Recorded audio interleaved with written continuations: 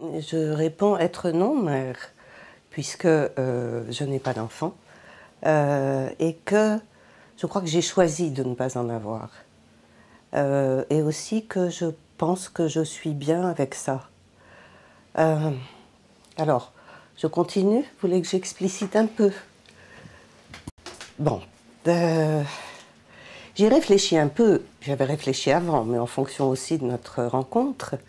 Et il me paraît évident que, comme pour toutes les grandes circonstances de la vie, c'est lié à des croisements. C'est-à-dire c'est lié à une conjoncture, une époque, et à des choix personnels, plus personnels, qui viennent d'une histoire familiale, de toutes sortes de choses. Sur les conjonctures, j'ai eu 20 ans en 1968. Avoir 20 ans en 1968, ça veut dire avoir la possibilité de moyens de contraception. Ça veut dire aussi être né à une époque où l'injonction d'être mère était peut-être moins massive qu'elle ne l'était auparavant. Et donc, c'était plus facile, je dirais entre guillemets. Ça, c'est sur les circonstances. Une autre circonstance, c'est qu'un enfant... Je sais que des femmes qui veulent absolument avoir un enfant sont prêtes, et je connais des femmes qui l'ont fait seules. Mais c'est aussi le fruit d'une rencontre. Je vivais au moment où j'aurais pu, ou le seul moment où j'ai pensé, ou plutôt l'homme avec qui je vivais a souhaité avoir un enfant, je n'étais pas suffisamment bien et heureuse avec lui pour le faire. Et en fait, ça m'a fait beaucoup plus peur qu'envie.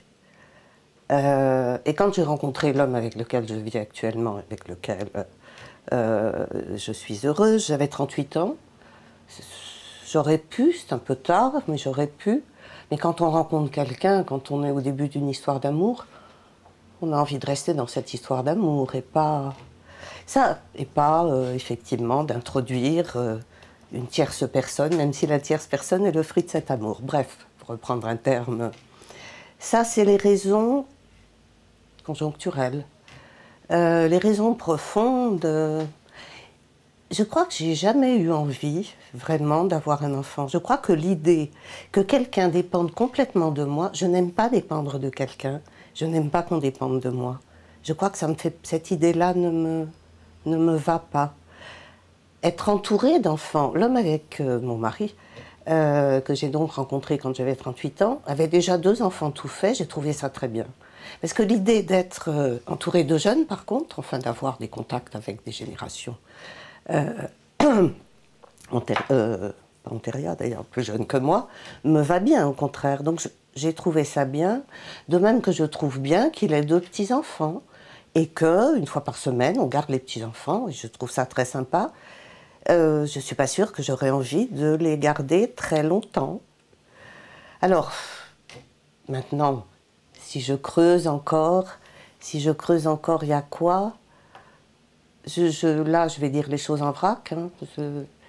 Il y a peut-être que j'ai dû rester longtemps la fille de mon père. Mon père a été déporté et rescapé des camps.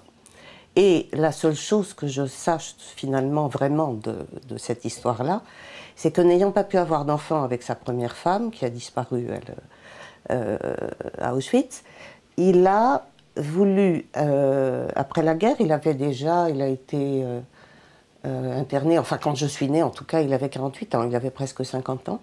Il avait une des choses qui a fait qu'il a survécu, a-t-il dit, c'est qu'il voulait avoir un enfant. Je suis le fruit de ça, donc le fruit d'un lieu de mort et d'un désir de vie, pas d'un désir de vie absolument intense. Et peut-être que ça clôt quelque chose. Je ne sais pas si je serais capable, moi, d'avoir un tel désir. Enfin, je ne l'ai pas été, en tout cas. Je pense que les gens qui sont issus de parents disparus ou rescapés ont pu avoir un désir contraire, qui est de prolonger quelque chose. Mais là, je me dis aussi autre chose qui est... c'est peut-être une construction, ça peut peut-être paraître un peu pompeux ou un peu je ne sais quoi, mais ça a un rapport avec une notion du temps. Je suis à moi-même mon propre temps, j'ai l'impression d'être un cercle. Et puis le temps, C'est la physique quantique d'un côté et l'astrophysique de l'autre. Je veux dire, c'est infini. C'est les hommes préhistoriques et c'est ce que deviendront les hommes dans le futur.